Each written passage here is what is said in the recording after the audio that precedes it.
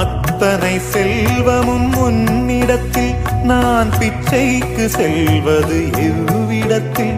வெறும் பாத்திரம் உள்ளது என்னிடத்தில், அதன் சூத்திரமோ அது உன்னிடத்தில். ஒரு முறையா இருமுறையா பல முறை பல பிறப்பெடுக்க வைத்தாய்.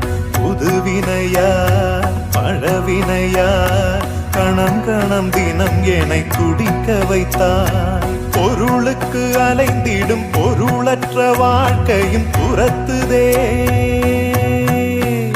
உன் அருள் அருள் அருள் என்று அலைகின்ற மனம் இன்று பிதற்றுதே. அருள் விழியால் நோக்குவாய், மலர்பதத்தால் தாங்குவாய். உன் திருக்கரம் என்னை அரவணைத்துனதருள் பெற